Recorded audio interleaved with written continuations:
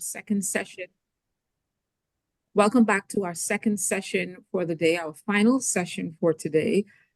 Before I introduce our trainer and presenter from the Norton company today, I would like to just go over a few housekeeping tips for our Zoom session.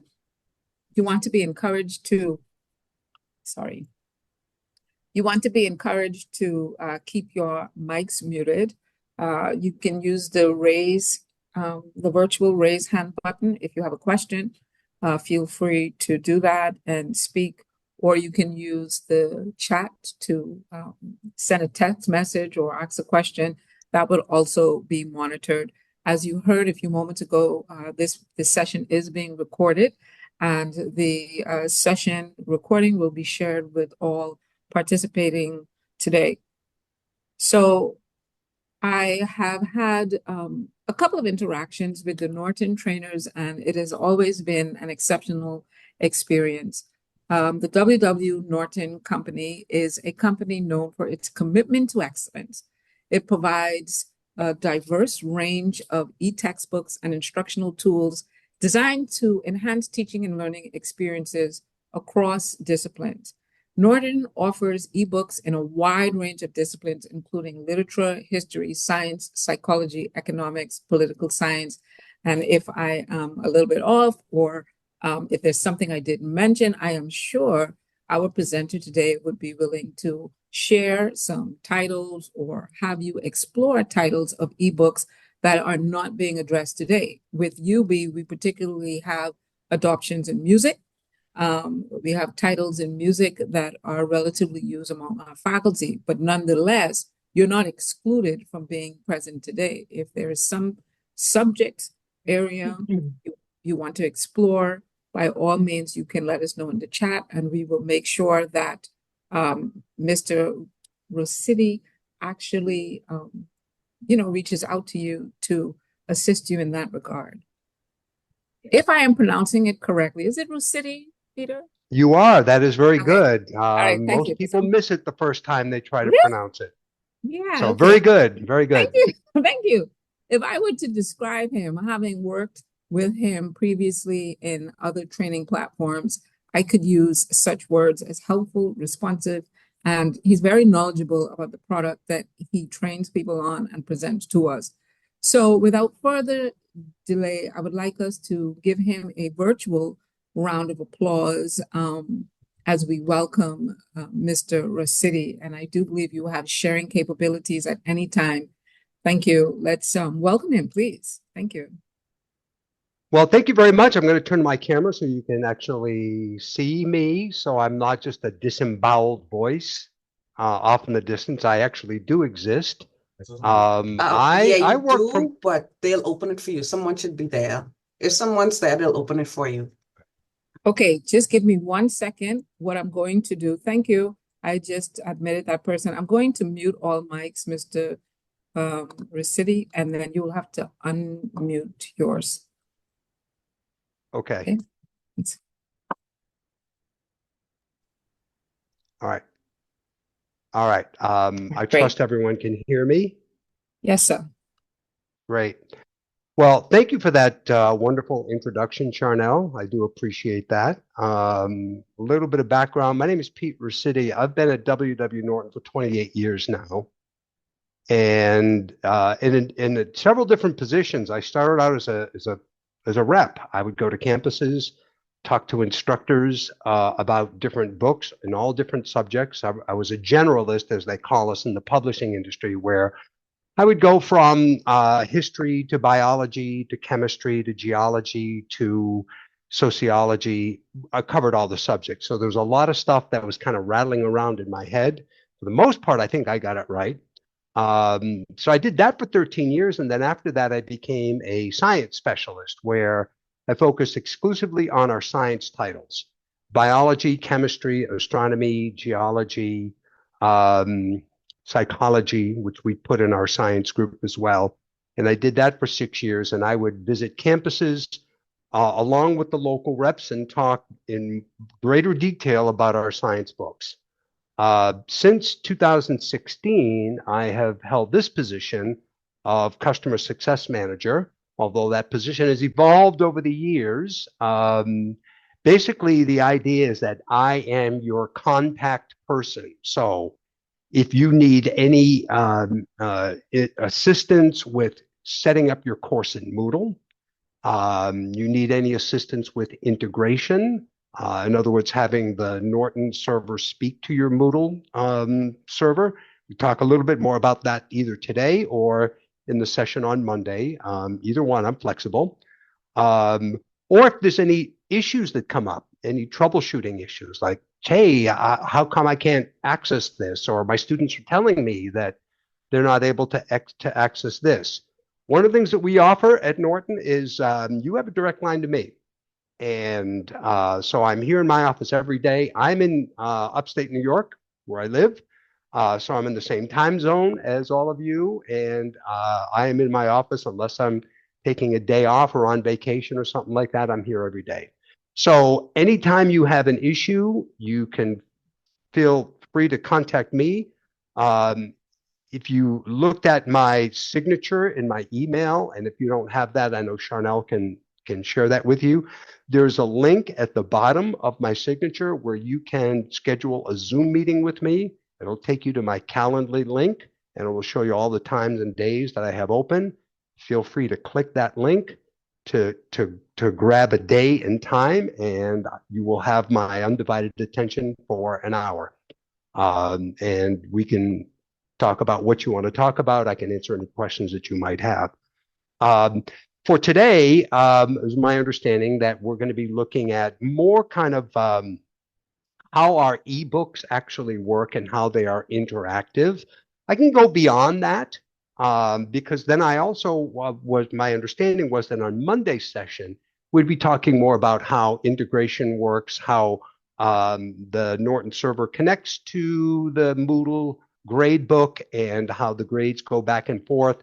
So, I mean, I can give you a little teaser today and hopefully make you want to come back on Monday to kind of get the rest of the story. But today I wanted to focus on our ebook and its functionality, and then certainly be able to answer any questions that you might have. I find that it's always better to listen than it is to talk. So obviously, you know, you're the individuals that need this information. So I'll give you more of kind of a basic things of what we do, and then respond to what it is that you are curious about. And as Charnel had mentioned, we do publish in all different disciplines. For today's purpose, I chose a biology book. It's an introductory biology book, although we do have titles in all these other areas too. She mentioned music theory, which we have an adoption there. But we've also got other sciences like chemistry, biochemistry, immunology, etc. We've got geology, anthropology, both cultural and physical, biological anthropology, psychology, sociology, etc. So I realized I was looking a little bit at your curriculum through the catalog yesterday, just to kind of familiarize myself with some of the kinds of courses that you're teaching. And so if there's a particular book or resource for a particular discipline that you're interested in, I can take the time to do that today, but I realize all of you have different interests in different departments and maybe in different courses. So I would be very happy to schedule a Zoom meeting with you one-on-one so we could explore some of the things that a particular title offers. So I'm happy to do that. That's up to you. I want to be responsive to your needs. Before I move on, are there any questions that people want to ask me right now? Faculty member, you can feel free to open up your microphones if there are any questions. I would have placed in the chat Mr. Rasidi's contact information as well as his Calendly link for you to access in future. Oh, that's great. Thank you, Charnel. Appreciate it. Yeah. So I don't see any questions and I don't see any hand raised, so I guess we can proceed. Okay. All right. I am going to share my browser screen with you. So let me go ahead and do that. What you should be looking at here is my Moodle Sandbox course. I'm going to get more into this on Monday, but I wanted to kind of show you this is going to be kind of a jumping off point.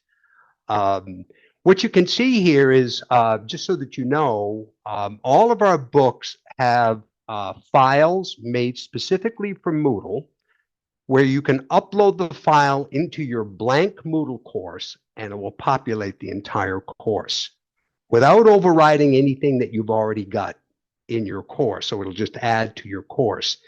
And once this content's in your course, you can do whatever you like with it.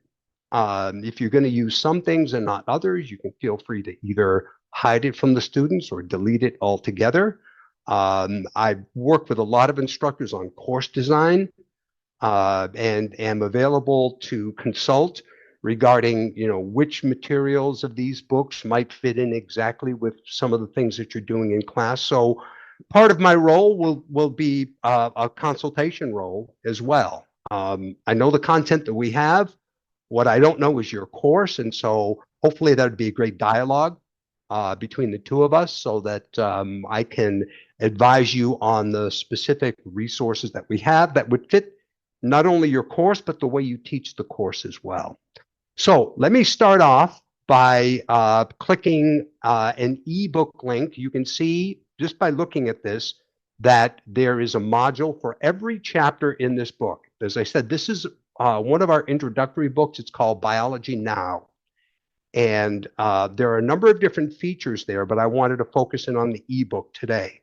So for the first one, I wanted to go into any given chapter. Like, for example, you might want to go into chapter 4, Life is Cellular. So if I click that link, and by the way, this course is already connected to the Moodle server. This is our own server that we're on, but we would do the exact same thing with the server at your institution as well. I know the Norton tool is already on the server, so I know that integration will work, and we have worked with your IT folks in order to be able to get this up, and we will do any troubleshooting if it doesn't work exactly the way it's supposed to work. So I've already connected this course. So when I click on this, one of the things you see is a new tab opens up, and you're automatically signed in. So one of the advantages of integration, obviously, is that it's single sign-on. Once you create the student set, which is a class on the Norton server, and you connect the actual resources with your Moodle course, then the next time you click on those links, you're automatically signed in. This goes for students as well, right? So once they register and they enter the course and they click the link the first time, then anytime after that, when they go to click the link, it'll automatically sign them in. So they don't have to worry about passwords or doing anything like that. So this is the chapter from Biology Now, which is one of our introductory biology books on life is cellular. And one of the things you'll see here is something that might look somewhat familiar. This is a kind of a standard ebook. You can see I'm scrolling down and looking at the ebook. I'll show you a couple more features in a second. But the other thing that probably jumped out to you is this panel over here on the left side.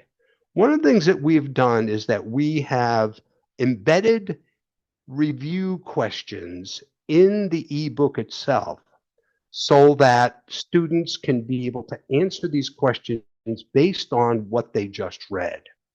I often ask a question when I'm talking to an instructor is, how confident are all of you that your students are actually reading the assignments in the book, either before they come to class or as an outside activity? What I hear a lot from a lot of instructors is like, well, I'm not confident at all that they actually do. In fact, it's the biggest complaint I always hear from instructors. My students don't read. And while I don't have a magic wand, I can't, make things happen. What we can do at Norton is to be able to provide resources that encourage the student to open the book, get their noses back in the book, and actually try to engage with the content. And this model that we see here is called the Norton Illumin ebook.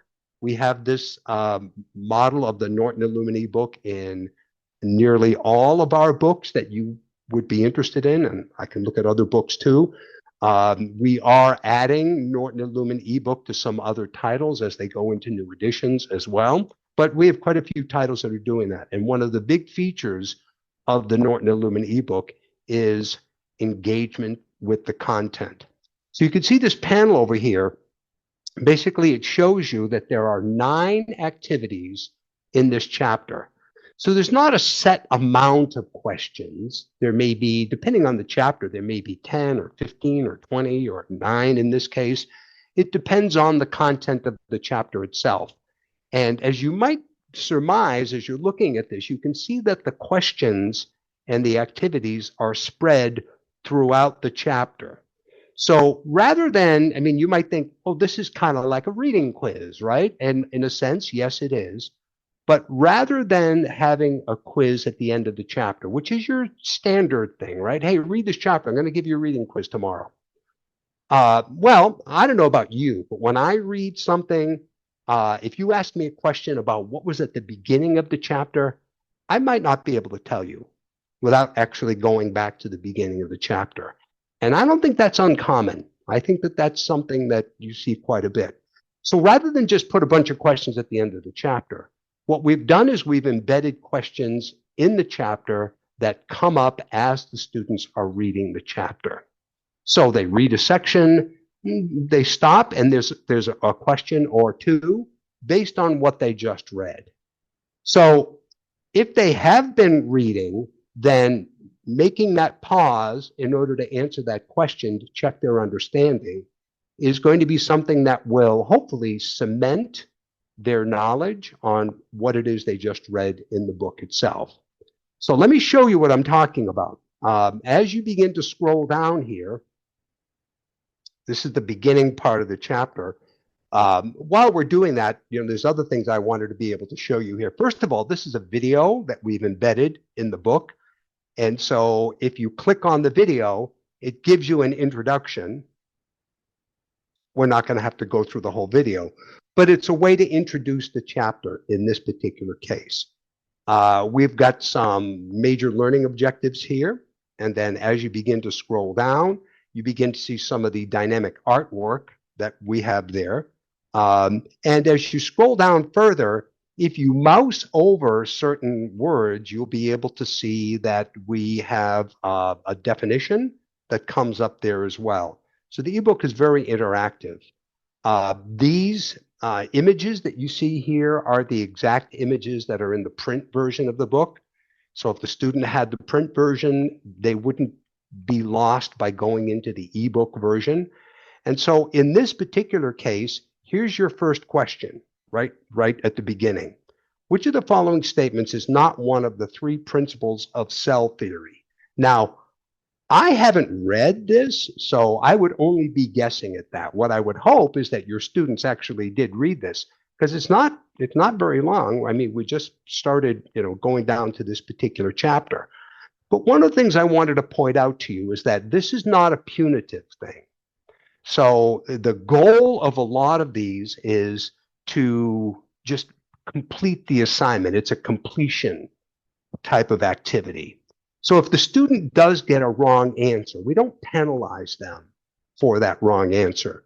We'll say incorrect, try again, and we'll give them some feedback as to what about this answer was incorrect, right? And that's part of the learning process. A lot of times when you get something wrong, or even when you get something right, you don't know why it's wrong, or you don't know why it's right.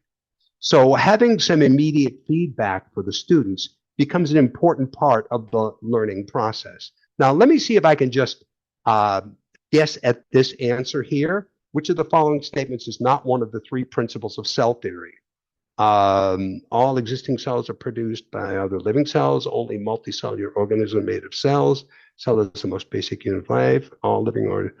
I would say this is not one of the 3 principles, right? I could be wrong, but let me check my answer. Happened to be right. You can see the feedback here, right? This is not one of the 3 principles of cell theory because there are single cell organisms such as algae and yeast, right? So the learning goes on as the student is moving through here. But I also wanted to show you what would happen if I got the wrong answer. Let's go down to the next section. Oh, by the way, before I do that, look over here at this progress bar. You can see I've completed one of the 9 questions or activities, and my progress bar is beginning to get filled in. So as a student, I can keep track of what I'm doing here. I can also see that this first activity is marked complete. And I haven't gotten to the other ones yet because I haven't moved through the chapter yet. So let me move through the chapter. Again, if you scroll down, you can mouse over different terms. You can look at the artwork. These are embedded questions that are just for student review purposes.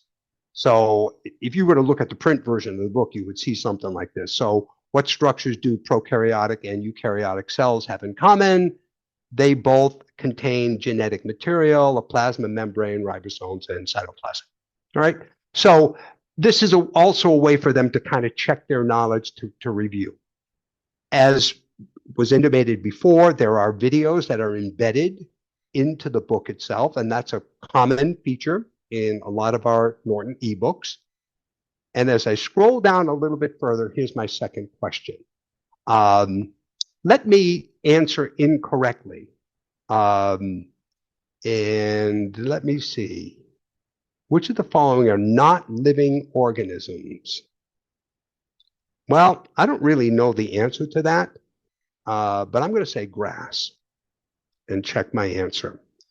So it's not the correct answer. So you can see here, grass, like all plants, is a living organism. It meets all criteria for being alive. But what I wanted to show you here is that there's no penalty for answering incorrectly. It's quite often the student might read something and misunderstand what they read. So having this as a check on their understanding of what they just read becomes an important part of the learning process. Let me try again, and let me go into, and I can answer incorrectly a number of times, and I'm still not going to end up getting penalized for that. So again, the purpose of this particular assignment is a completion assignment. It's designed as a low stakes supplement to any other types of assessments that you have created for your course. And it's specifically focused in on getting the students to get their noses back in the textbook. So let me finish that. You can see there's more here. Now, you don't, if you wanted to skip this and go to another one, you can do that. So you're not required to, you must answer each one. But I wanted to go up and show you one other type of feature here. A lot of those are just multiple choice questions. So you'll be able to answer them. But in addition to multiple choice questions, as you begin to scroll a little bit further down, you'll also see some activities. So let me come down to the activity itself.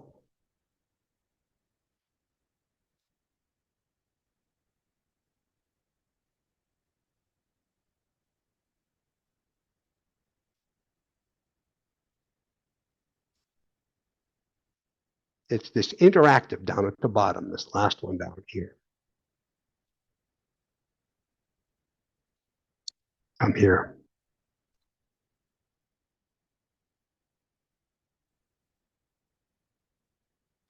So this interactive activity is goes another step further beyond just check your understanding.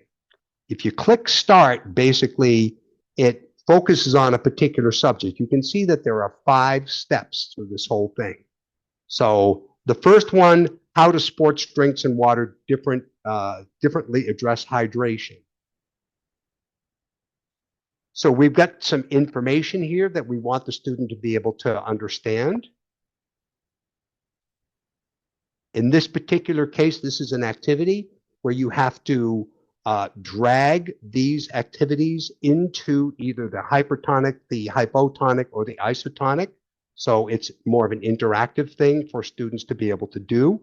And you notice I can't go on to the next one until I get this done. Now, again, I don't know the answer to this, but I'm going to just put that here, right? And then I can submit, and it will tell me if I'm correct or not. And so again, it kind of walks the students through this whole type of thing. Now, if you're incorrect, you can move these over, right? And you can put them in different order. So again, you can always kind of go back here and take a look at, I mean, all the answers are right from here as well.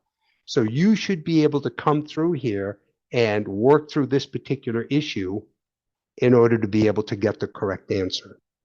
And then when you finish here, you are assigned a grade as a student. Now the way the grade works is very simple. You've got 8 questions, and if you answer all 8 correctly, you get 100%. And we can set this up so that the grade for this particular ebook assignment can go directly to your Moodle gradebook. Or if you don't want it to be a grade, we have a file where you can upload where the grade doesn't report. It'll be recorded on the Norton server, and you'll be able to see if the student earned a grade on it, but the grade won't be sent back to Moodle. So we have a choice. If you're thinking, look, I've already got a lot of assignments I want my students to do. I don't want to add another assignment because it'll be too much for them. You might want to just have this for the student's purpose for review and for kind of help along the way so that they understand some of the content here. But again, if you wanted the grade to report after you end up answering all the questions, then we can set it up so the grade reports directly.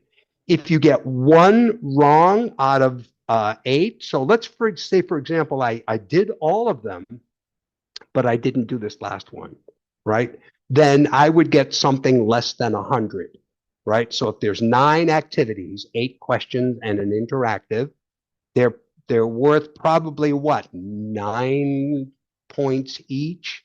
And so if I did all of these and skipped this last one, then I'd get something like a 91, right? Because one part I didn't answer. You can put a due date on this, just like you would put a due date on any other type of assignment.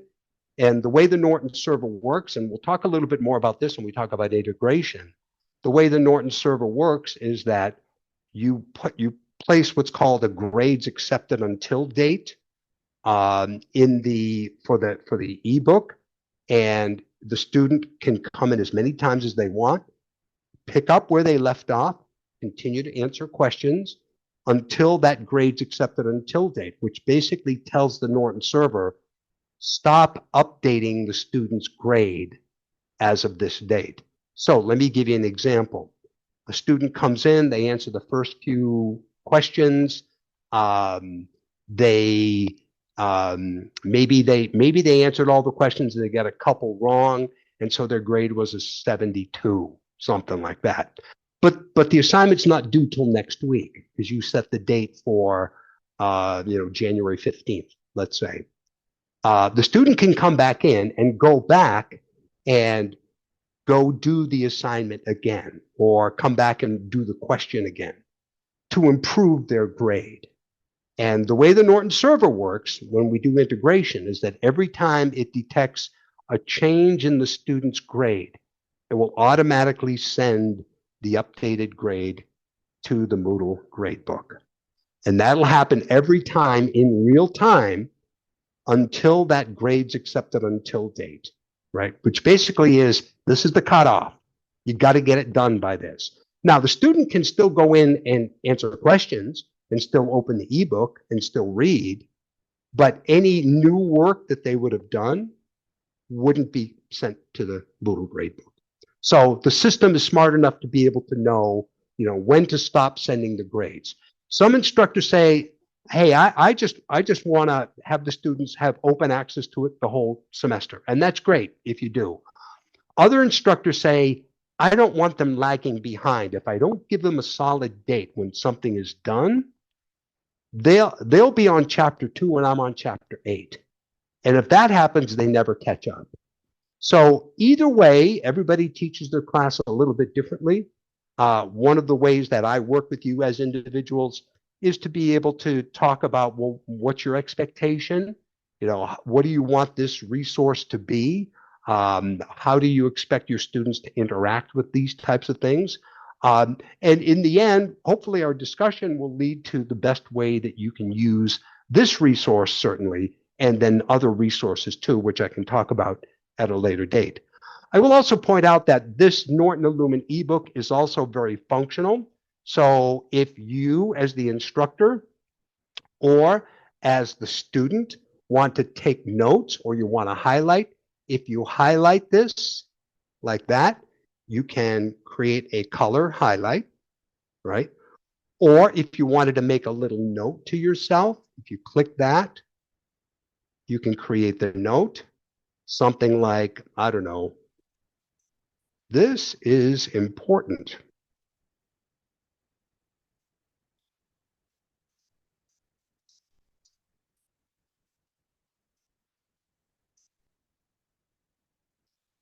And the note is right there.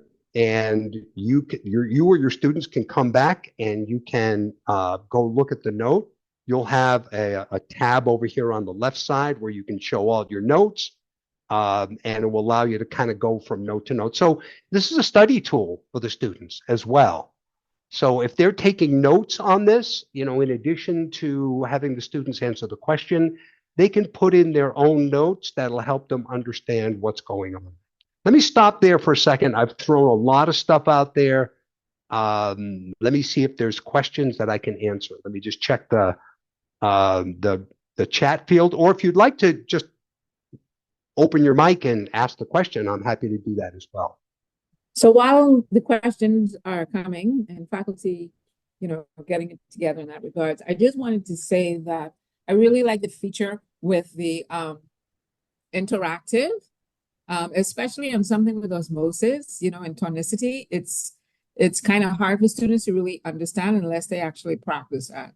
Now, I know for me in my classes, we actually draw the whole thing out with solutes, and, you know, we try to walk and play that. So the fact that it actually has some interactives where students can actually engage and think and make decisions and get it wrong and then get it right is really, really a good thing. So I really like that feature, a part of it. You know, I just wanted to say that. Yeah. Thank you for that feedback. I appreciate that. We hear that quite a bit. Everybody's going to look for something a little bit different in the book itself. Or maybe you just say, look, I just want my kids to read something that is a good read. I will point out that beyond all of these features, which I think are great features, this particular book, and I would say the same thing for all Norton textbooks, they're very well written. And let me kind of digress just a bit here so that you know something about W.W. Norton. I know that you're hearing from Cengage and Pearson and some of the other publishing companies, and they produce great books as well.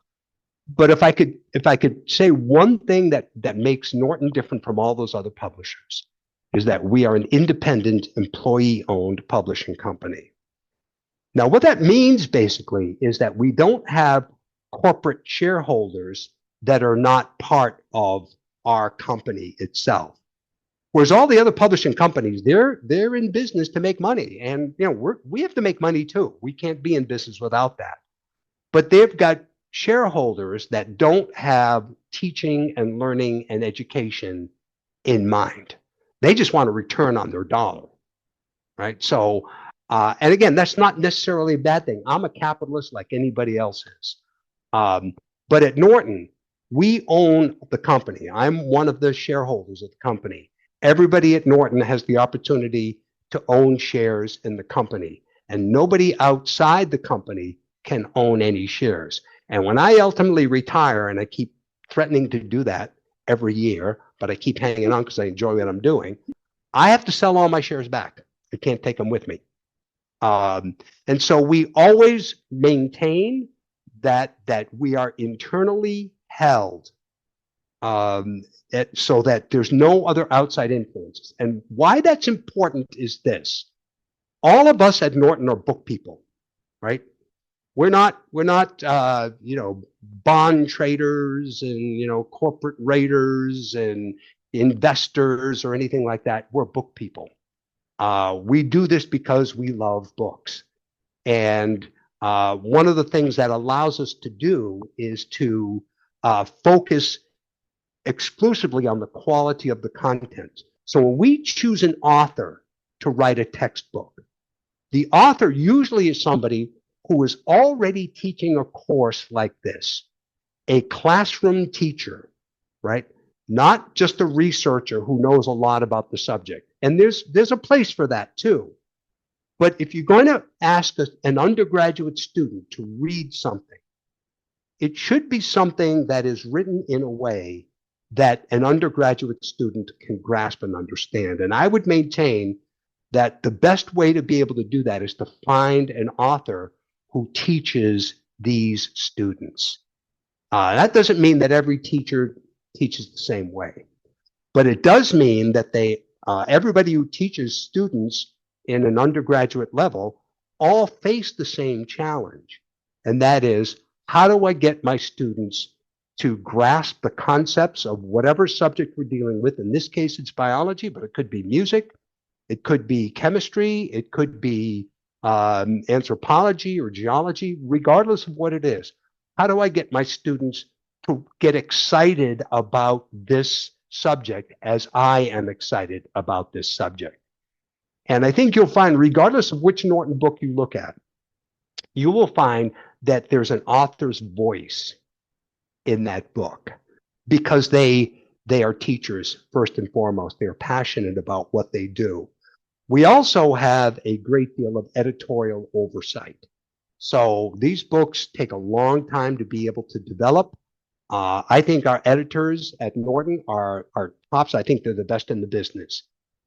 They are meticulous about what it is that they need, that the authors need to do in order to adhere to a pedagogy that we all agree needs to be able to take place in order to reach undergraduate students. And the authors buy into that as well. So we do have quite a bit of intense editorial oversight in the content that's here. We have authors who are dedicated to the field. And on top of that, we've got a robust set of digital resources that support the book itself. So regardless of which book you're looking at, you will see that there is a voice that will speak to you in the book itself.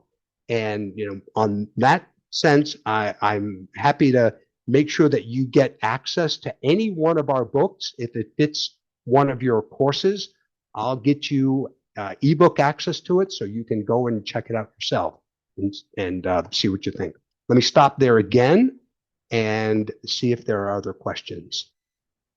Okay, there's not a question, but there's a comment in the chat from Professor Butler with regards to the interactive feature again. And what I wanted to also ask is, let's say, for example, you have a faculty member who teaches a lower level course in any discipline. Is it possible to craft something between one or two books within Norton to create an ideal text for this special genre of students for a lower level science course or math course or English course, etc.? Well, we do, it depends on the discipline itself. We do. But I know we had this issue with physics. Yeah. I mean, it depends on, what current resources we have. We do a lot of custom publications. So that if there were kind of combinations of things, we do this quite a bit with our English books, mostly with our writing, our composition books. And we've got a number of composition books, and we've created custom products, digital products that combine 2 books or 3 books. We've done that with our psychology lists, where the psychology course is in 3 different sections, and the third section is a more advanced section. And Okay. so they would use some chapters of one of our book that tends to be a little bit higher level, other chapters of the book that's a little bit lower level. So we can address most of that stuff through our custom publication program. Okay. Okay, that's great information. But there's nothing else in the chat, faculty members. If there's any one of you that wish to ask a question, feel free to open up your mic at this time. Okay, I think it's safe to move on. Well, what I would like to do is to see what you would like to see next. I know that we're meeting on Monday, and I'm happy to repeat other things because I don't know necessarily if people here today are going to be here on Monday or vice versa. So I'm happy to kind of delve into, for example, how integration actually works, and maybe as important, some of our other assessment tools. So I showed you the ebook, which is an assessment tool if you want to use it as an assessment tool. But we also have other assessment tools as well, and I'm happy to share them with you. Okay. And I just want to take this time as you get that together to just encourage faculty members to, I mean, I know most of us are teaching with a current text or title, but, you know, if there's a need or desire to explore something, and if you have a question or if you want to look at something specific, please just open up your mic and engage with Mr. Rossetti, okay? Or you can post your interest in the chat and we will make sure that he hears that.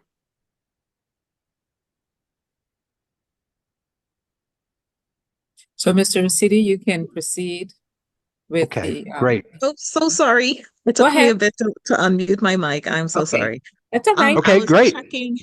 I was checking your platform. I do see you seem to have a wealth of textbooks in the biology, chemistry. I don't see much from math. Are there any? No, we haven't really published much in the field of math at this point.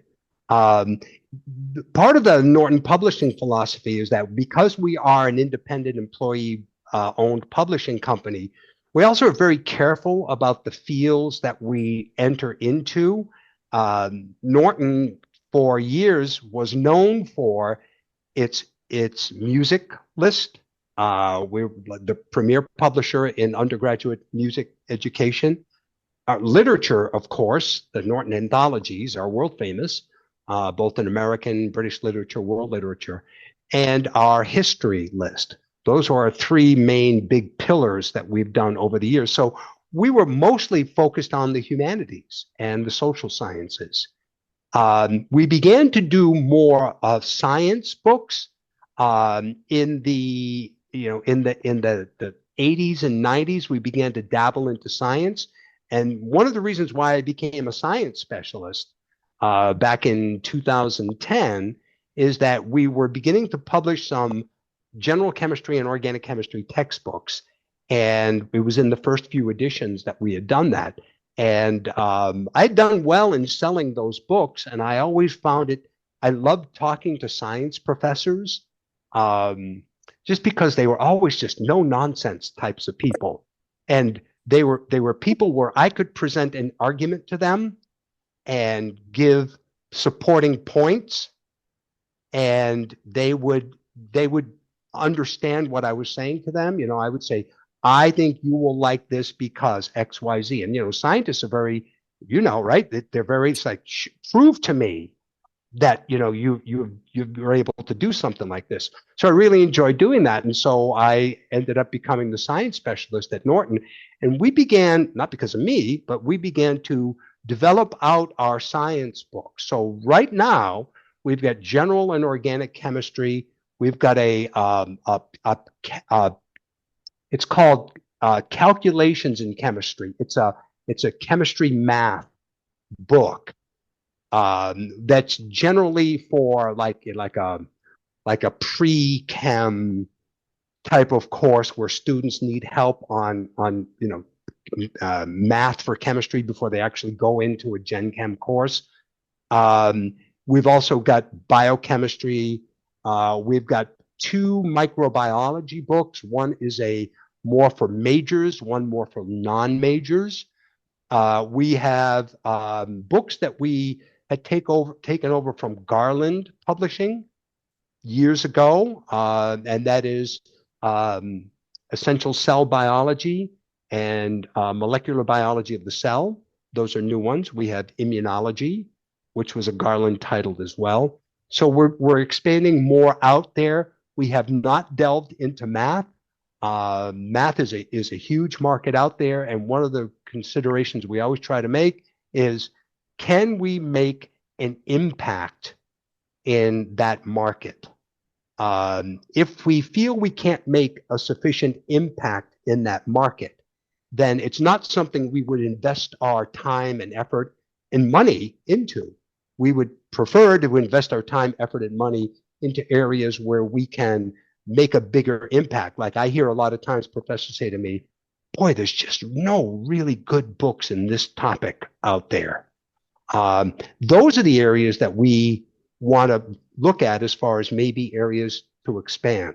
So, for example, we just expanded into religion, into philosophy, areas that we traditionally hadn't published in, but we do now, because we felt that there was a hole in the market that needed to be filled. And both of our books in both those areas have done extremely well out in the marketplace out there. So I'm not sure what the editorial board at Norton is thinking as far as math is concerned, but if somebody has a great idea for a math book where they do something different than whatever's out there, I'm happy to put you on to somebody at Norton to pitch your idea. Okay. I was wondering about the civil engineering. Are you all looking at civil engineering of any type? We have not, unfortunately. Again, I always say, because, you're the type of people that I like to talk to, and I often will say this, and they'll just laugh at me when I say this. I'll say, would you like to write a book for us on that? And Sure. That may sound like a joke, right? But that's how we ended up getting a lot of these great books. People come to us and say, I got a better idea for a book. I produce all my own content in here because I can't find something out there that's any good. And so they will approach Norton, and one of our editors will say, this is great. Can we work on it so that it would be something we could apply more broadly to the marketplace out there? Because, when you create a course and you create stuff for yourself, it's specific to you and the way you teach the course. But if it's a good idea, then it's a good idea. And so we would work with trying to develop it so it has a little bit broader appeal. So regarding civil engineering, that's not something we've been to. But as I always say, if you've got an idea on a great book that we could publish on something like that, I'm happy to turn you on to some of our editors, and they'll be able to give you some feedback. Okay, thank you.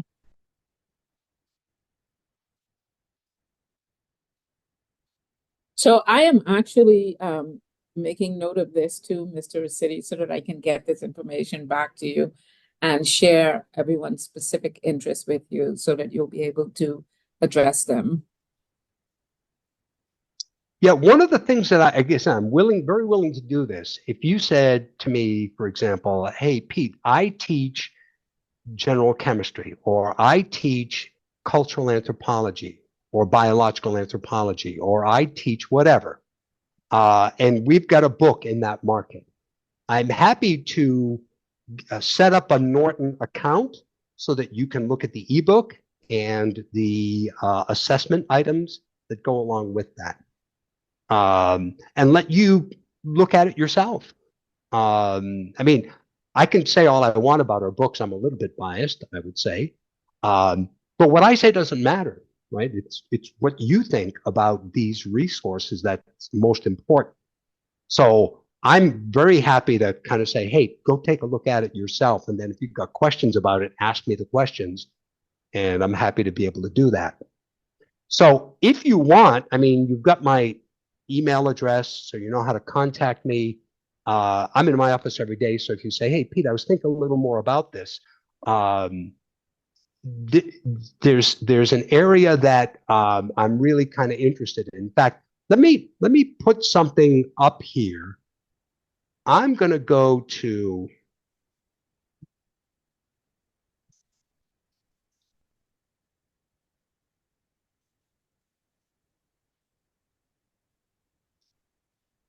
this is our main commerce page. We are a college publisher, but we also are a trade publisher. So we've published, you know, a lot of books and that are not in the college division. And if you come up here, you can see there's three categories: reader, student, educator. So if you're a reader, that will take you more to our trade books, and we publish in all different areas.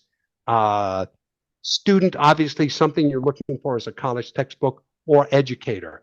I would invite all of you to explore everything that Norton has. You will see that there's a wealth of content here. So I'm just going to put this in the chat field and allow any of you to click on it, and it will open up a tab in your browser. Bookmark it. You don't have to go through it now, but I would encourage you to do that. And if you, for example, go to educator, you can see we publish in the college and the high school market, and then we also deal with administrators as well. So if you go to college, you can see the different subject areas here, right? So let's say economics. So you can see some of our books that we have that are not necessarily textbooks. This is a new book, Entrepreneurship, Choice and Strategy. This book has just been published. It'll be available for sale beginning in the fall of 2025. We've got several class testers now that are testing it out, and we're really excited about that. That's one of our new titles. Intermediate Microeconomics, the Varian textbook, was at one point, I don't know if it still is, I used to be more tuned into the market, but this was the best-selling intermediate microeconomic textbook in the world. It has a big market in Europe. And we have both as an algebra-based and a calculus-based version of the book.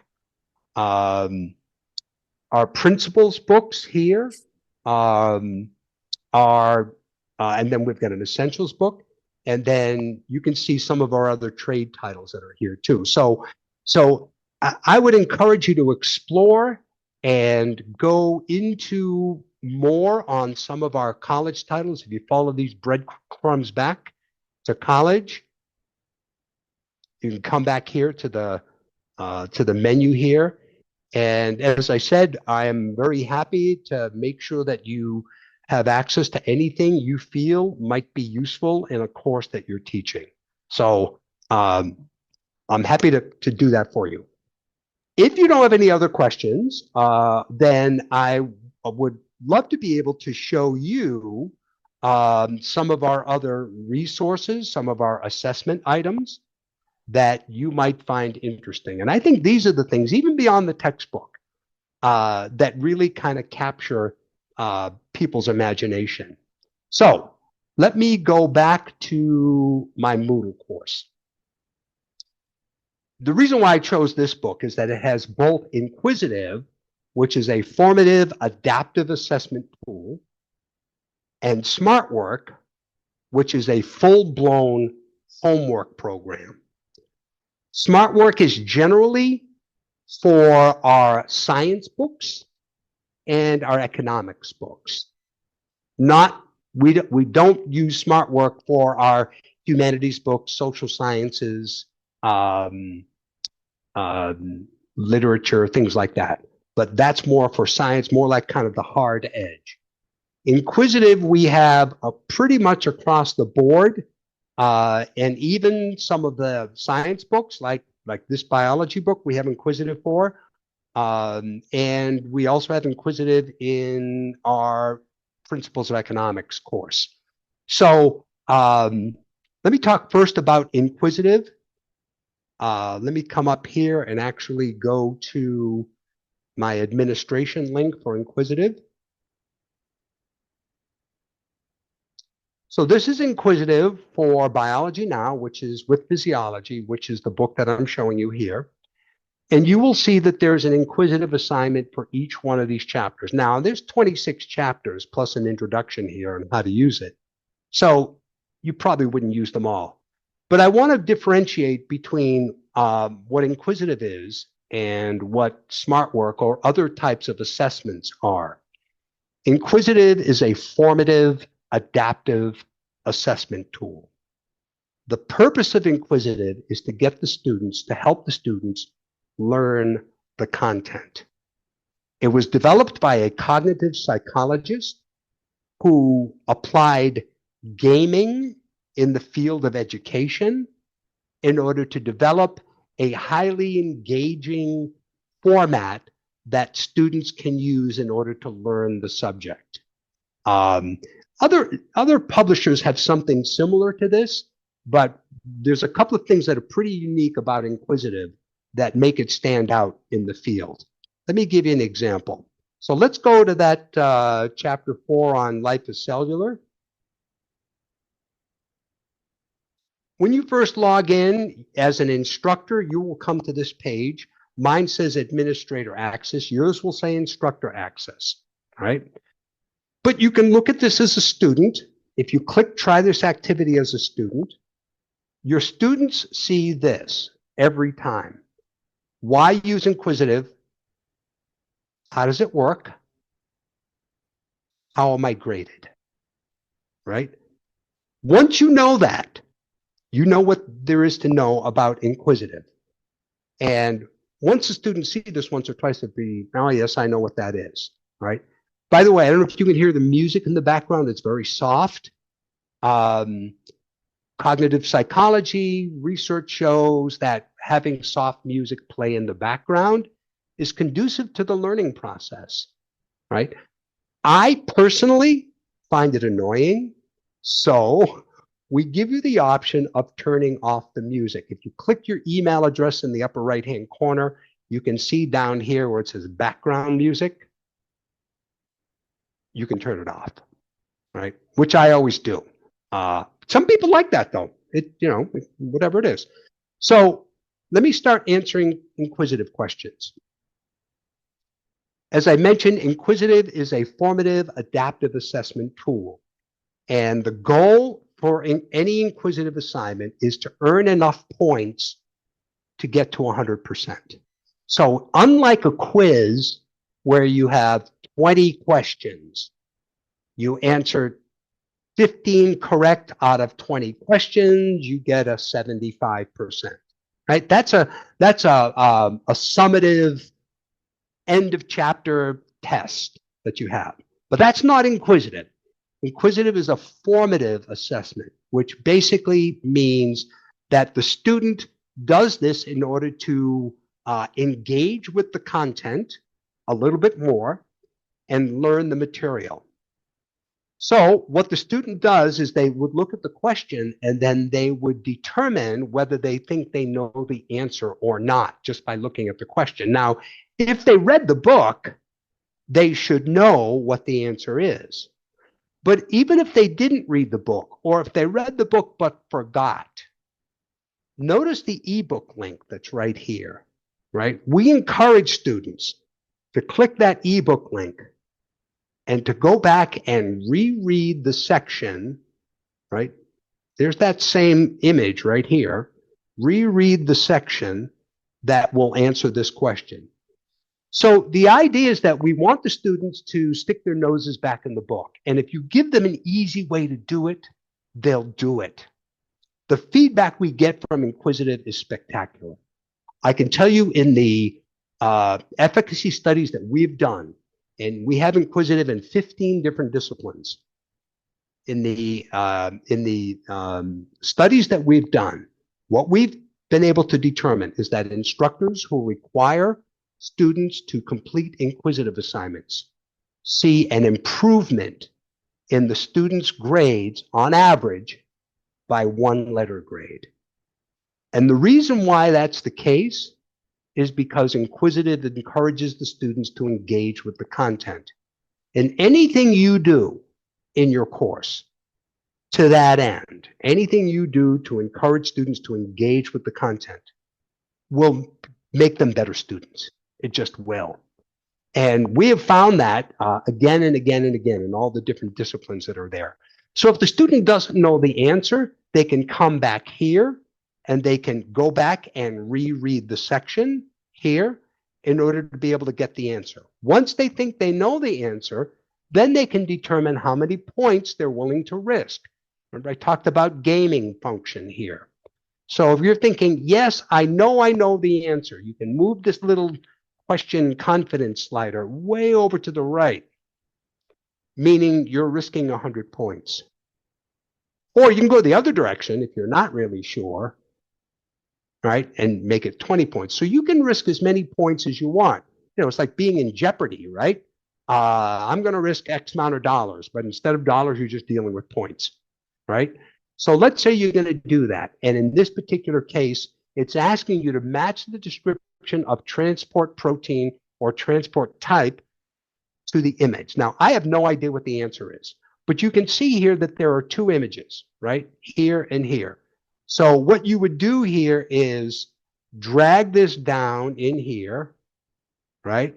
Notice the feedback, which again is an important part of the process, because knowing why something's right is part of that learning process. I don't know what the answers to these are, by the way, but I'm just going to take a guess. I would say active transport might be here. That's incorrect. Now, notice what just happened there. I got it incorrect, and I lost the 100 points that I had risked. But notice what it says here. You can still earn 50 points back by answering the question correctly now. So inquisitive gives the students a second chance, right? The goal of inquisitive is not to punish the students, but we needed to be able to have some type of motivation built into the program so that they want to get the right answer, right? Rather than just what I euphemistically call monkey clicking, where they'll just kind of keep clicking until they get the right answer. No, if they do that, they're going to end up losing points. So you want them to be able to kind of think about what it is that they need to think about. So again, you've got an ebook link here. If you want to go back and look at the ebook, you can try again. So I know active transport belongs there because I got the other one wrong.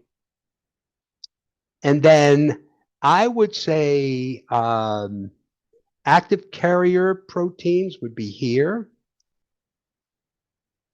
And then facilitated diffusion, I'm not sure, but I'm going to put that here. All right. So I got that right. Not bad for somebody who doesn't know anything about biology, right? So originally I risked 100 points. I didn't get the 100 points, but I got 50 of them, right? So you can see, let me go back, right? You can see how you've actually done. Let me go back to the questions here. How you've done, and you can keep track of this. Now, one of the things that Inquisitive does is it feeds students questions on a random basis, right? So there's a bank of questions in every Inquisitive chapter of about 50 to 60 questions. The default minimum number you have to answer is 20, a little bit less than half of the questions. Now, as the instructor, you can change what the minimum number of questions is going to be. And the reason why we have the students answer a minimum number of questions is because the questions are being fed to the students randomly.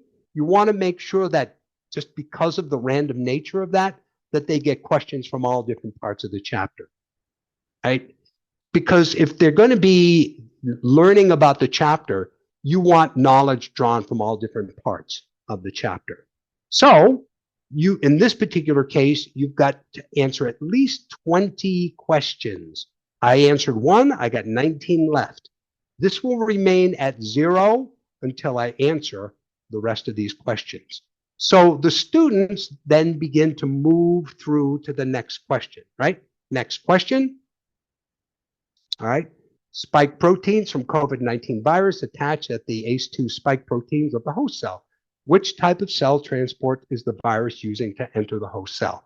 Now, I have no idea what that is, but again, I can click the ebook link.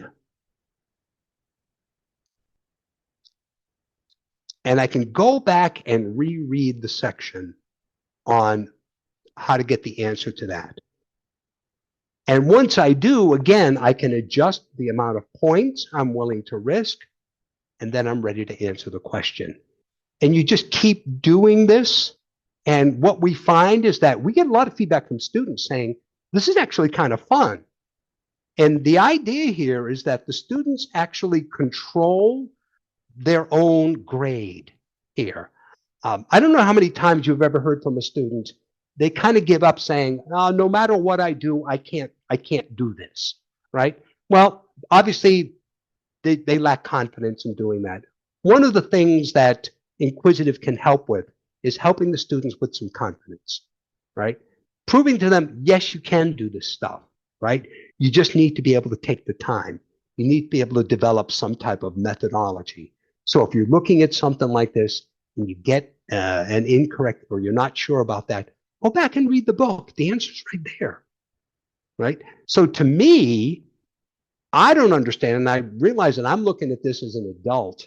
I'm not an 18, 19, 20-year-old student. I don't see how anybody would not get 100% every time, because the answer is there, but you got to go find it, right? So it's almost like, we've put kind of a game item in here too. The answer's right here, just find where it is.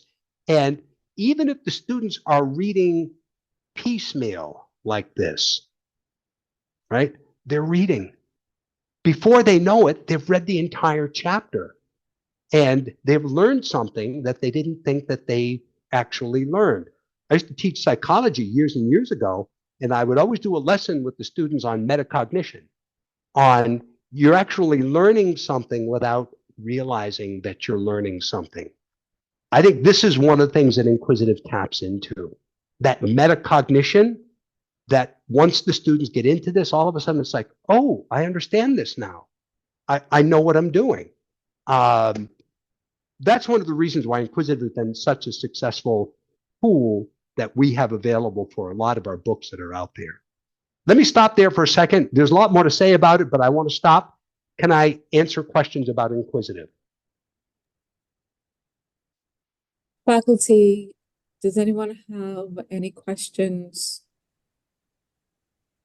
I know there's nothing in the chat.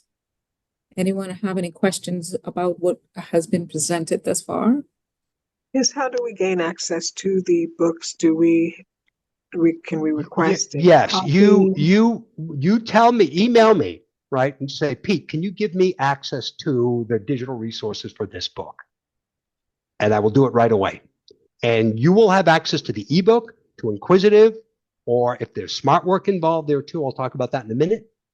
That, and then any other resources like videos or animations or anything like that. Our biology book, our science books tend to have a lot of animations. You'd have access to all of that stuff. And then let you evaluate it at your leisure. And then if you've got questions, come to me. I'll answer your questions. Okay, and then is there, in terms of our student access, do they purchase, say, a code? What is the arrangement in relation to? Well, there's a couple of ways to do this. The normal way is the students click the link and they will create a Norton account. The first time they click the link in your Moodle course, remember the Norton server doesn't know who they are until they click the link, and a registration box will come up and it'll say to them, let me actually show you rather than just talk about it. If I may this is just, Peter, yes, if go I ahead. may just interject real quick before you jump into that. I just want to remind everyone too that once you go through the UB adoption process for the book and Peter is contacted, he liaises also with Italia to get all of the access codes, etc., ironed out so that it's not as if the students are outside of the current arrangement going to Norton directly to make a purchase. So once the faculty member sees a text that they would like to explore after exploration, they want to adopt it, then once you get all the necessary signatures from the chairs and the deans, and it is presented to academic affairs, then the document is then forwarded to chapter 1, and that's where Ms. Cash and Peter at Norton or any of the textbook vendors, they discuss the nitty-gritty of it, and then I would imagine students would purchase from the bookstore. However, they normally go through that process, and then once you post the link after they've paid for the book through the bookstore, you post the link on your Moodle course, and that's how they would actually gain access. So the students aren't necessarily making purchases directly with Norton. I mean, Okay, unless they Yeah, want to. that's right. That's Unless right. they want to. We have a Same number of different access models, right? The standard one is students purchase either by purchasing with a credit card in the US at least, or registering a code. Charnel, you mentioned the bookstore. If the bookstore is carrying print books, new print books that were ordered from Norton, then when they open the book, there's a registration code inside. So the students create a Norton account because we need to know who they are, and then you just register the code, right? And then they get access to everything. That's one model. There's another model where I don't know if the University of the Bahamas does this, but it's called an inclusive access model, where it's set up for automatic access for everything, and then the bookstore ends up billing the students. However that would work out, every school does something a little bit different on that. Another model is the students get access to the book from one source. Maybe you've got a retailer that is providing access to the book, and then we would end up providing access to the other resources like Inquisitive or SmartWork or whatever. So there's a number of different access models. Obviously, we want to work with the institution on their protocol. So whatever the protocol is, we can work with it, right? So normally when the student clicks the link the first time in your Moodle course after we set things up, then they will either be asked to create a Norton account and register a code, or if we do an inclusive access model, they'll just be asked to agree to a terms of use and privacy policy and then automatically be let in afterwards. I mean, or in some cases, we provide a code for Inquisitive only. So again, it depends on the specifics. I don't know enough about how you're ordering there. My colleague, Dina, who I think you've probably been in contact with from time to time. I remember Dina. Mm-hmm. All right. Dina works more with that than I do. My role is get things set up in your course and make sure everything works the way it should. Right. Well, right. I only have one question. I don't know if you'll be able to answer this, but as I understand it from working with other vendors and Ms. Cash in the bookstore, the liaison is between the bookstore and the vendor. So in terms of, once the student gets their purchasing done through Chapter 1 bookstore, then Chapter 1 provides the access codes for students via email. Yep. Right? That can work. All of the particulars for them to be able to do that is sorted out between the vendor and the bookstore. However, there is this, the bookstore does not release access codes to students until a certain part after the semester would have began. So my question is is there a 14-day trial period or trial access code if the bookstore takes a long period to release the access code? Is there some way for students to still access the textbook until that code is released? There's a 21-day access. So you can see what I highlighted here. Right. Right. So the normal registration process is I have a registration code. Right. That would be what most do. So they would, you can see my name's been filled in here. They put their first and last name, they put their email address, they create their own password and then enter it again. And then they enter the registration code that they get from the bookstore. Register my code, you're in. Now they just have access to everything. If the bookstore is delayed, then they still create an account because we still need to know who they are. And then they sign up for 21 days of trial access. Right. And then at the end of the 21 days, it would ask them to present a code to which hopefully by that time the bookstore would have supplied them. Yeah. Well, the way it works out is every time they click a link, they'll see a little box that'll pop up that'll say, you're using trial access. Do you want to continue to use trial access or do you want to upgrade to full access? So anytime they've got the code within that 21 days, they can say upgrade to full access. Here's my code. Boom. Right? Yeah. Now, if they get further delayed, we can extend this. Right? So if you're saying, gee, Pete, the bookstore is really dragging their feet on this. Can we have another week or 2 weeks? Let me know. We'll get it done for you. Okay, yeah. So basically, in general, as I understand it and how the Chapter 1 bookstore operates, there is an expected delay upon the onset of the semester beginning. That's why it is encouraged of faculty, as far as it is concerned with some, not all of the publishers, to have the students utilize the trial access until the Chapter 1 bookstore are to the point of actually emailing the access codes to students. And eventually, by the end of that 14-day trial, they should actually have access to the access code. But if it's a further delay or if the students cannot find it, at that point, they are encouraged to reach out to the bookstore.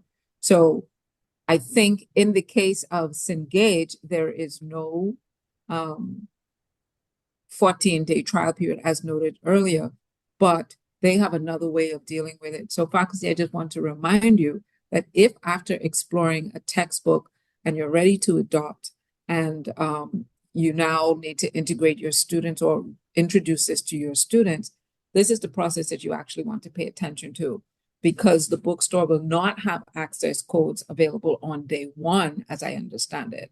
So the students will have to be able to access the trial until at least 14 days in for those access codes to be released. Thank you for that explanation. Yeah, we're pretty flexible. I mean, whatever the policy is by the bookstore or the institution, we'll work with that. You know, our goal is to make sure that you know this stuff gets in the hands of the students so they can start learning. So if we need to kind of maneuver things around, we'll do that. Okay, great. Great question. I'm going to go back to, where am I? I want to go back to here. I am back here in my Moodle course, but because I wanted to show you smart work, I didn't want to, you know, be conscious of the time as well, but I wanted to show you smart work too. But before I do that, does anybody have any other questions on Inquisitive? And I just scratched the surface. I'm happy to, I've done this before, got on a Zoom meeting with an instructor and, you know, they said, give me the full explanation of what all this is all about. I'm happy to do that. I also have links to what's called our instructor help notes. So if you said, hey, I just assume read it on, you know, how everything works, I'm happy to send you the instructor help notes and you can read at your leisure. So let me know what you want.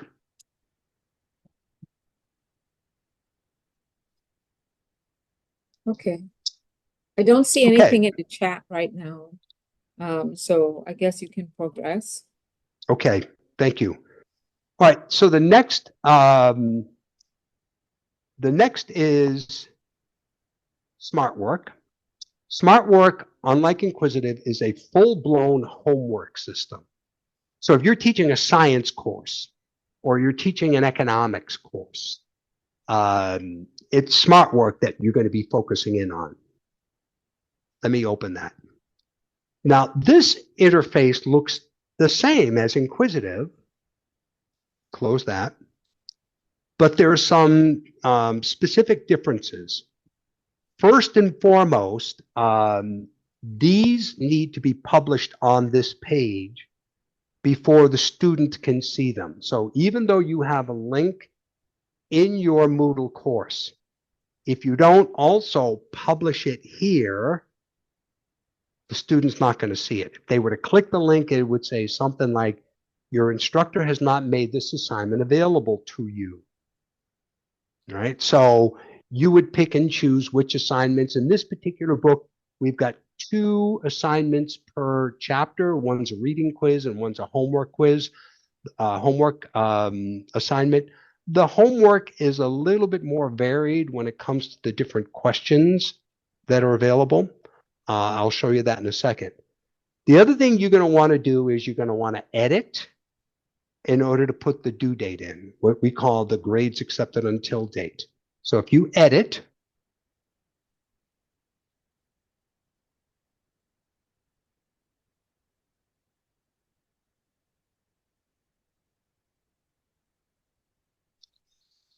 here's where you put your due dates, right? The default time zone is Eastern time, but you can change that if you want. So you put your due date. If you're willing to accept late work, you can check that and tell it how many days late you want. But these settings here are settings that you can also change. And I always advise people to consider changing this setting rather than show the solution anytime where any student in your class could see the solution before others are finished.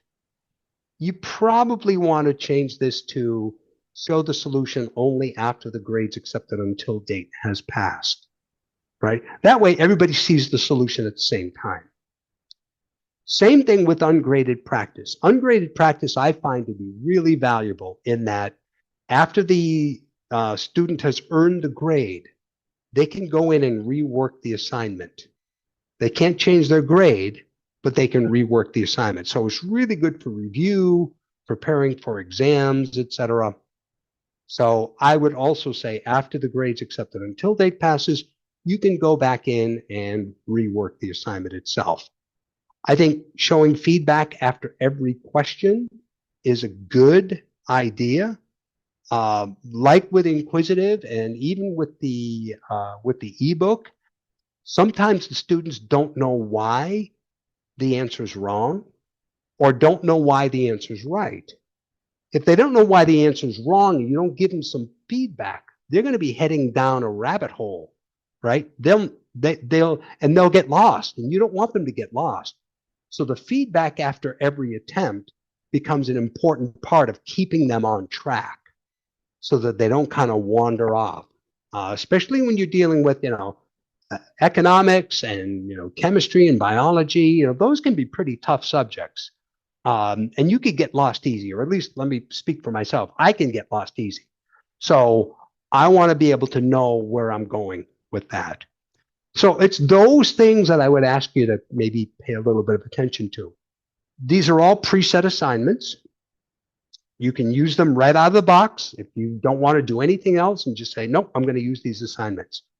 You're probably going to want to look at the assignment. And so in doing that, you would, if you click the play button there, you will see the question as the students would see it.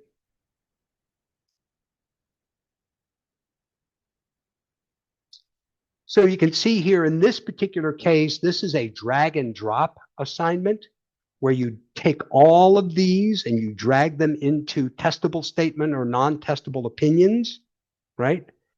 And then you can just move through the questions, right? This one's based on a video, right? So they watch the video and they answer the question. This one is also a drag and drop. So you can see as I'm going through here, in this particular case, you're seeing an image from the book, more images from the text. Now, the other thing you can see here are hints. You can turn hints off if you want, but a hint is something the students will see before they answer, right? So you can see here, review the definitions of these terms associated with the scientific method. So that kind of points them in the right direction. If you don't want them to see the hint, obviously you can turn that off. So the student keeps moving through the assignment, answering the question. If they get it right, it'll tell them they get immediate feedback on that. So let me just answer this question, just so I can show you what the students would see. Data these volunteers submit would be described as what? Now, again, I haven't read all of this stuff. I would say observational studies. It's correct. Now, that was a lucky guess on my part. But you can see here, it's correct because no variables are being manipulated. Instead, each volunteer is gathering the evidence for observation. There's an ebook link here. So if you click that ebook link, it'll bring you back to the ebook so that you can go back and read the section of the ebook in order to be able to kind of confirm the answer. So all this stuff is integrated, right? You can go from smart work to the ebook and back very easily. And the students just keep working the assignments. Now, if I come back here, if you don't want one or more of these questions, you can remove the question from the assignment by clicking this X. It'll remove the question. If you want to edit the question because you don't like the way it's worded or you wanted to put in something more specific, you can click that pencil icon so you can edit. The other things that you can do here is you can change how many attempts the students get at the question. The default is unlimited. You can see that infinity sign, but you can make it 1, 2, 3, 4, 5, right? You can limit the amount of attempts. Grade penalties are per attempt. So if you said, well, I want this to be 3 attempts and I want to be penalized 20% for every wrong attempt. Now that may seem kind of harsh and maybe you're thinking, well, no, I would never do that. But some instructors do because what it does is it forces the students to answer carefully. And know that if they didn't get it right the first time, they can still get partial credit for it, right? And after a while, the students will be really much more careful on how they answer the question. I'm going to go back to unlimited here. And I'm going to go back here to 0 for now. The other thing you see here is how many points the question's worth. You can see some are worth 1. There's at least one worth 2. Here's one that's worth 3. The reason why the questions are worth different amount of points is that there are different parts to the question.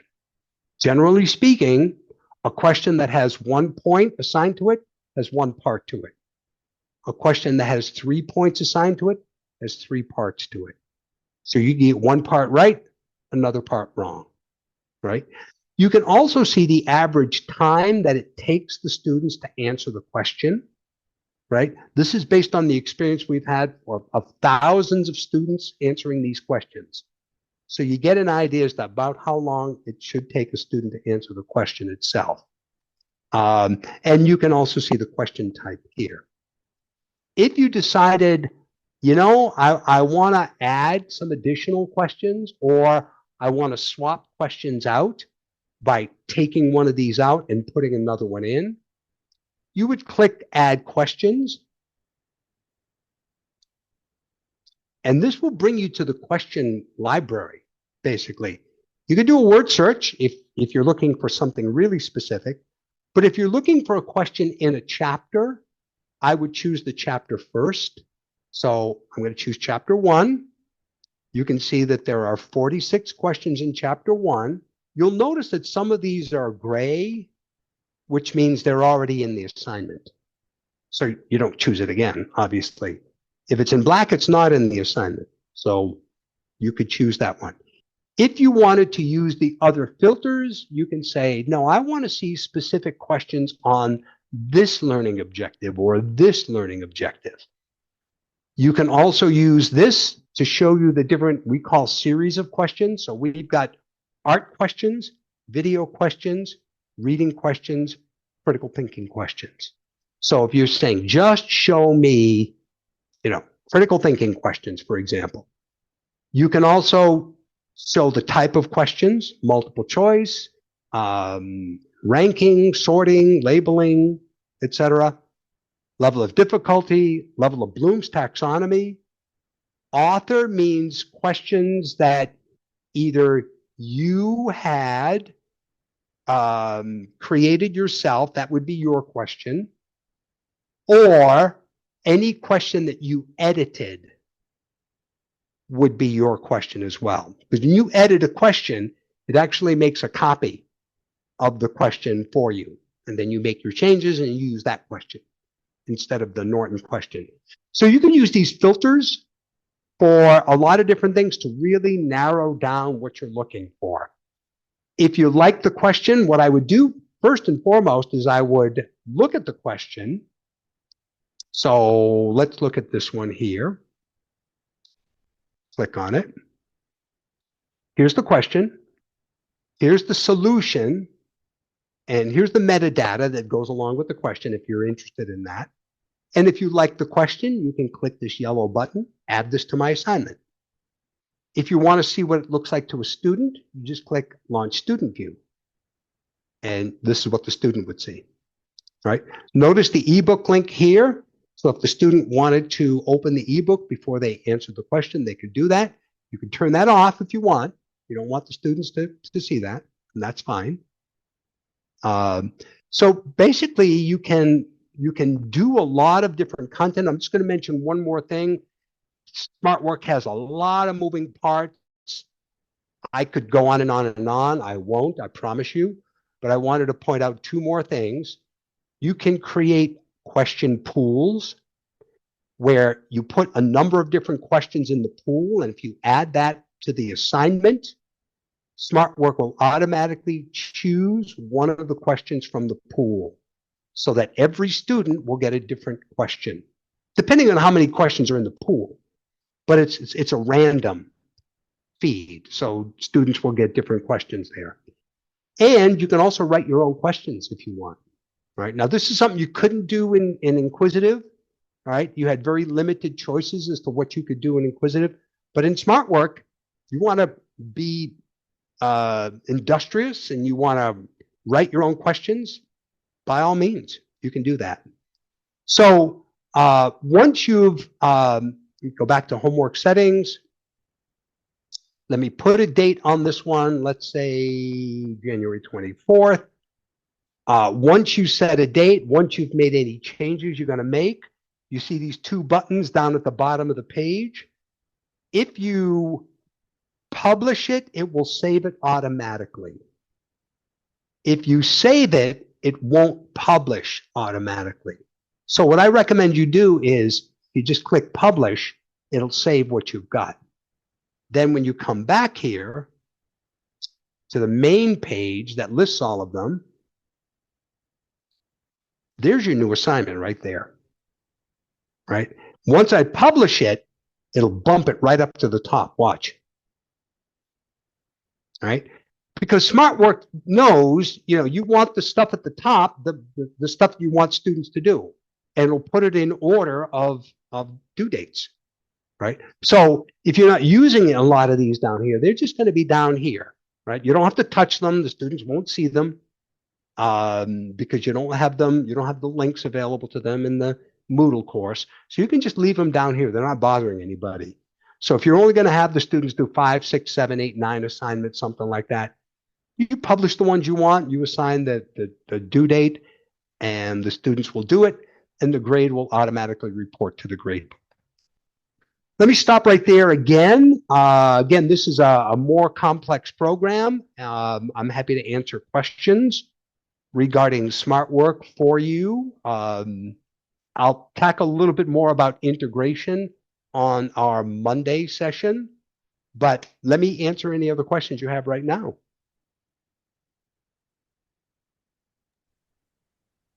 So I don't see any questions in the chat, but it is a very comprehensive system. And I like the fact that the stuff at the bottom, that the students will not see, that they will not see it. Because sometimes that could be a little bit intimidating if they have this whole slew of, oh my goodness, I'm never going to finish this, right? Right, right. So, I really appreciate that. And it seems very seamless. It like the whole process, it doesn't seem very cumbersome. And there is grade backpass. So, once the grades are assigned, it automatically filters into Moodle. And so, yeah, Yep. it's a Well, really good system, but it's not in every text, correct? Smart Work is for our science and our economics books. So if you're looking at a music book, no, you don't have Smart Work. You got Inquisitive, but not Smart Work. If you're looking at a cultural anthropology book, right, you got Inquisitive, but not Smart Work. If you so Smart Work will be geology, biology, chemistry,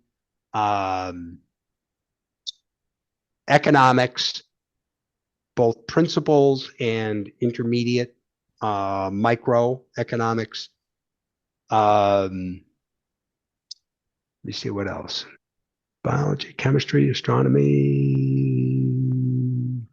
Is there any Yeah. way for them to, from the website, from the texts that are available, is it any way for them from the website to see if it has both Inquisitive as well as Smart Work? Yes, yeah. So here's my list of all of my disciplines here, right? This is what I kind of go to all the time. So if you're looking at a history book, it won't have it. Okay. Geology does, right? So if you were to go to, this is our main geology book, Earth Portrait of a Planet, right? You can see there's Smart Work right there. Okay, so that's where they would, Right. that Yeah. could be So what I would show you, what the link I would send you will be the link to what we call the digital landing page. This page right here, right? So let's say, can you show me, can I look at the microbiology book? So if I come here to microbiology and I come here to microbiology and evolving science, this is our majors book. You can see here's Smart Work. Here's the Norton Illumine ebook, right? We've got some animations that go along with that. So yeah, when you come to the digital landing page, you'll see the Smart Work tile if Smart Work is applied to this book. Right. Okay. All right.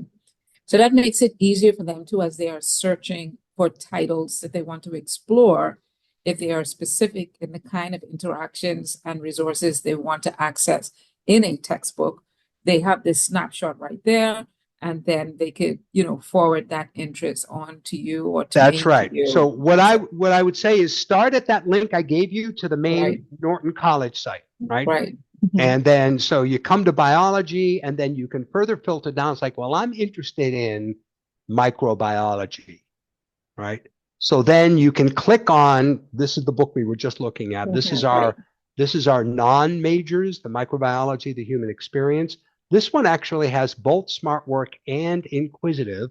So if you go to the instructor resources, so you click on the book, it'll give you some information about the book, right? If you click up here where it says for instructors, and you come down here to instructor resources, Okay. this also shows you, let me just log into my account here, right? This also shows you all the things you have available. Here's that digital landing page I was telling you about, right? So you can click that. If you do that, it'll just take you. This is the new edition of the human experience, which is the third edition that's going to be available for fall classes. You can see this has both Smart Work and Inquisitive. All right, so let me come back here to get where I was.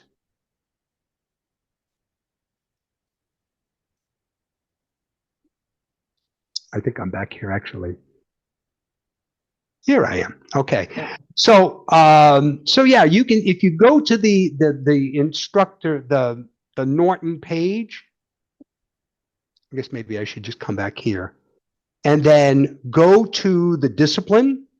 Let me go back one more.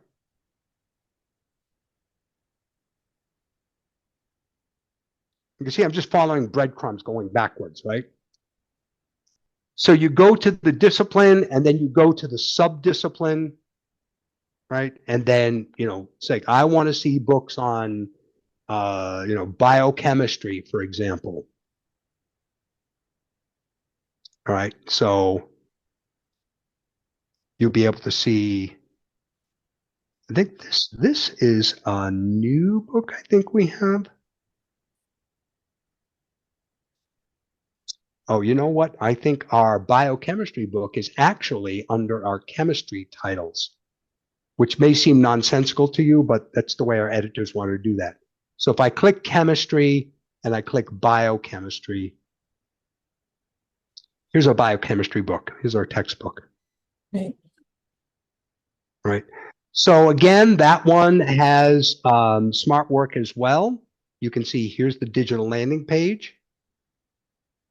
So when I send this to you, and I say, look, I've created an instructor account for you, right? And I can do that.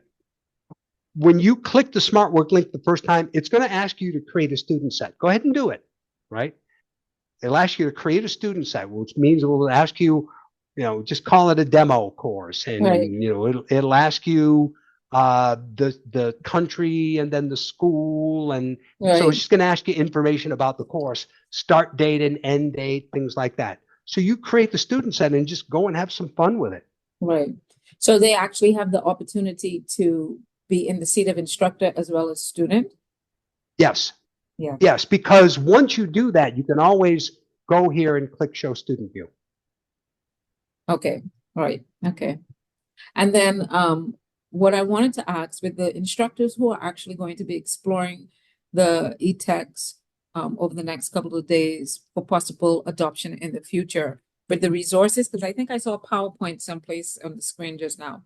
Whatever resources come along with the books, are the professors able to use those, explore those?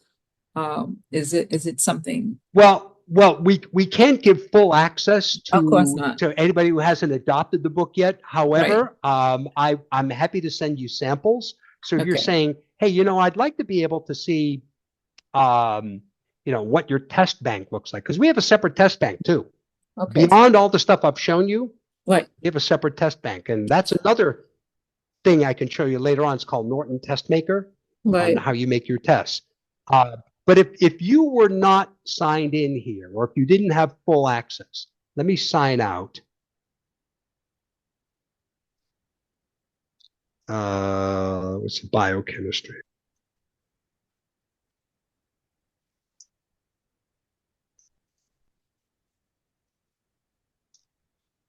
So if you went here and went to instructor resources, now I'm not signed in, so you would see something like this, request access, right? However, you can see a demo. This interactive instructor's guide I find to be really interesting. So if you click demo,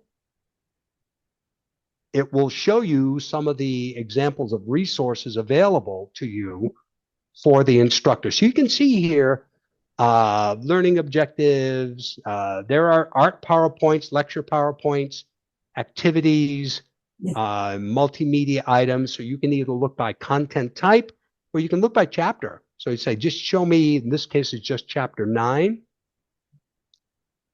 So you can come back here and take a look at anything that you want to take a look at. Like, for example, here are the chapter 9 art PowerPoints. So you can download them. So you get an idea of the quality of the PowerPoints themselves. If you wanted to see something extra, I've always kind of bent the rules just a little bit. So if somebody says, I'm really serious about this book, can you show me stuff for this chapter?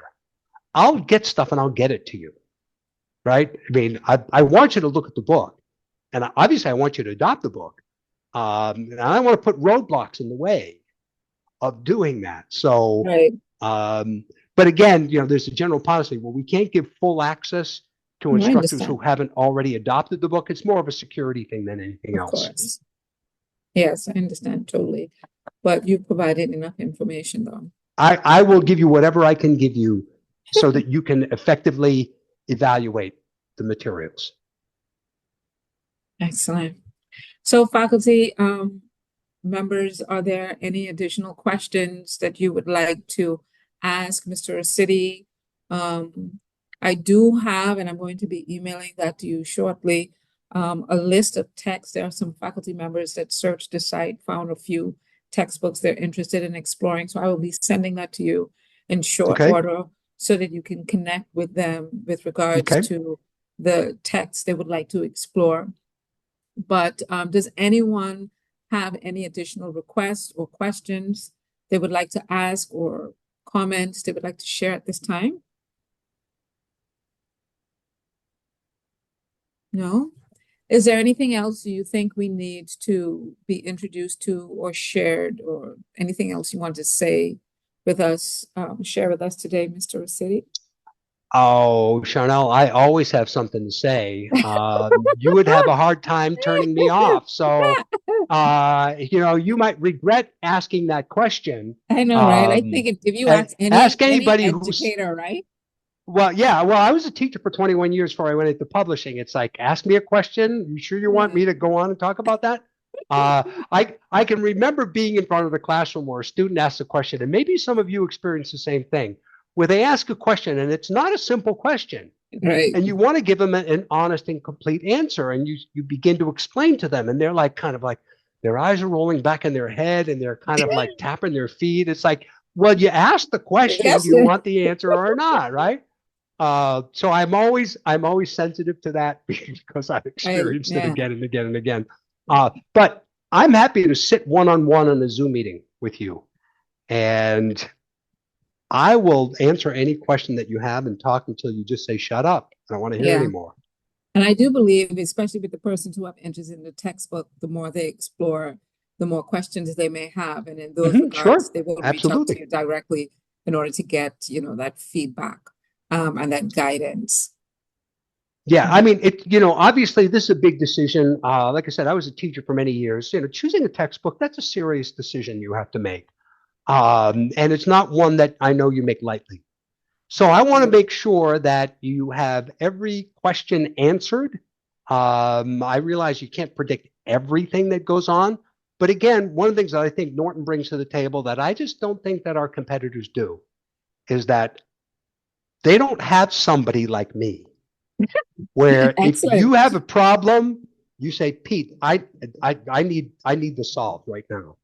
Yeah. And get it solved. Right. Right. I don't think, now that's no knock against my competitors, but I've heard from instructors that I work with, and they'd say, oh my gosh, it takes them forever to get back to me, or they just didn't know what the answer to the question was. Right. And I can't promise you I know every answer. But I can promise you I do know people who do know the answer.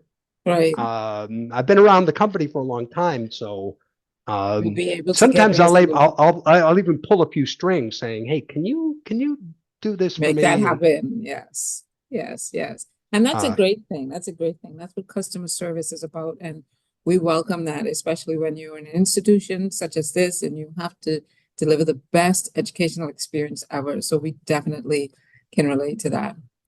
So without any further delay, if there are no other questions or comments, I'm going to ask Mrs. Andrea Nort, who will open up her mic to give a vote of thanks for us for this session. Mrs. Nort, are you available?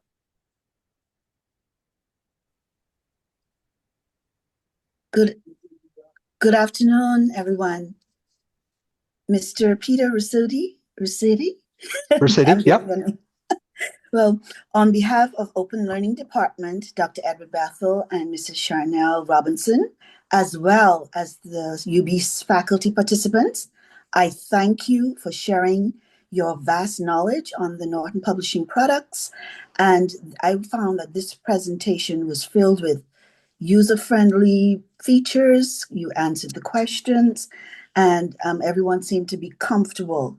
please know that your partnership and services are most invaluable to this type of training for our industrious persons here at the university. And please also know that we appreciate you always.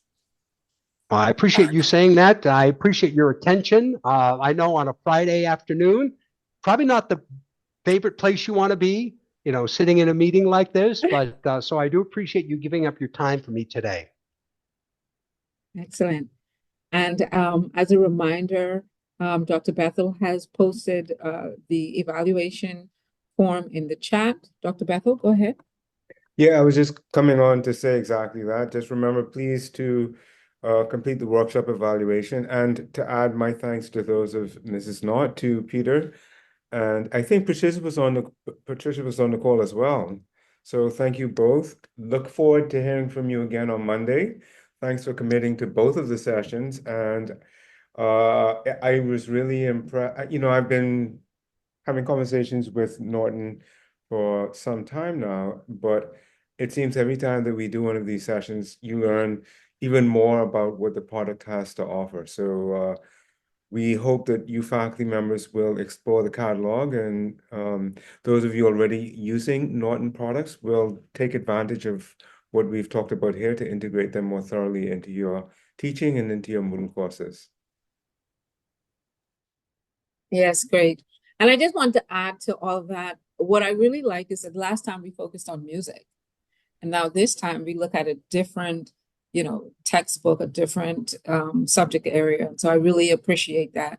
And I'm sure the faculty members that attended the last session and this session would also appreciate the same. So again, thank you. And we look forward to seeing you again on Monday.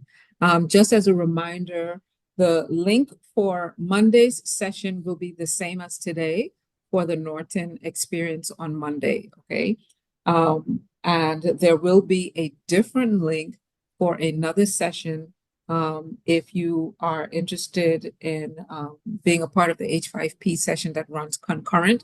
We will share that sometime today, hopefully before 5 o'clock with you. So the link for the Norton session on Monday is the same link that we used today. Okay, just wanted to plug that in. So once again, thank you all for your time, efforts. I do hope you enjoyed this session. We got a couple more to go. Keep that stamina going because we're trying to get you ready for day one. We want to make sure that you're comfortable, that you're excited, that all of your questions are answered. We want to make sure that if you need to get ready for 2026 or fall 2025, that we're able to do that with any publisher of your choice. And so thank you for showing up, and we look forward to seeing you on Monday. And have a great weekend. Thank you all. Have a great weekend. All right, bye. Good weekend, everybody. Bye-bye. Bye-bye.